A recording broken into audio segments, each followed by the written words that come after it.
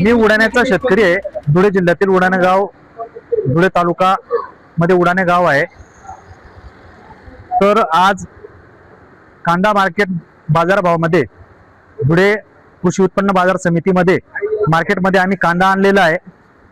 परंतु या ठिकाणी कांद्याला जो भाव मिळतोय, जो शेतकऱ्याला भाव मिळाला पाहिजे, तो आज मिळत नाहीये.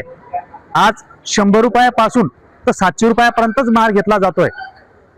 परंतु शेतकऱ्याचा जर कधी पूर्ण विचार केला, त्याचं जे भांडवल जे टाकतो तो शेतकरी, नागरटीपासून तर पेरणी लागवडीपासून, रोप तयार करण्यापासून, बिजवाईपासून, खतेपासून, बाईची मजुरी, परत कट्टे भरणी, शेडमध्ये भरणी, टोटल सर्व ट्रॅक्टरचा खर्च वगैरे इथं जो आणून जर माल टाकला तर 1000 रुपये तर 1200 रुपये शेतकऱ्याला क्विंटली शेतकऱ्याला खर्च आहे.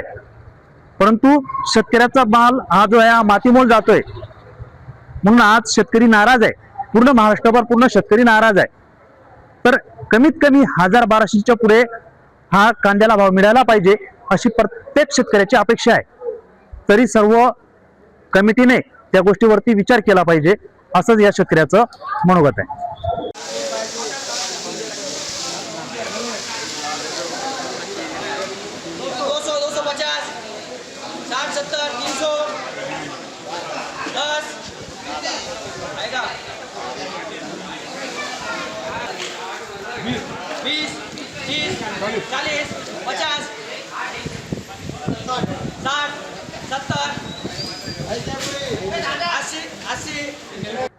आणि आज मार्केट म्हटलं म्हणजे कांद्याचं 700 ते 600 रुपये भाव मिळतोय.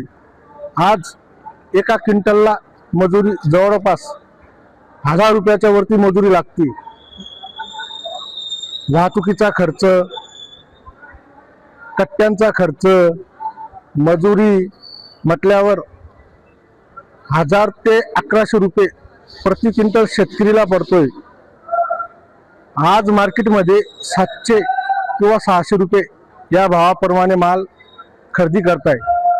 शेतकरीची हालत अशी झाली की शेतकरी आज म्हटल्यावर काय करणार आहे. आज पेट्रोल डिझेल वाढलं. आज वाहतुकीचा खर्च म्हटल्यावर 4 ते 5 म्हणजे जवळपास एका कट्ट्याला वाहतुकीचा खर्च 40 ते 45 रुपये खर्च आहे.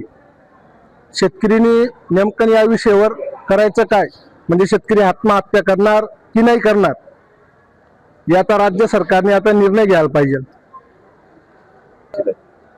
कमीत कमी 1800-2000 पर्यंत तरी शेतकरीला भाव मिळाला पाहिजे, तरच हे शेतकरीला पुरवणारी कांद्याचं हे आहे.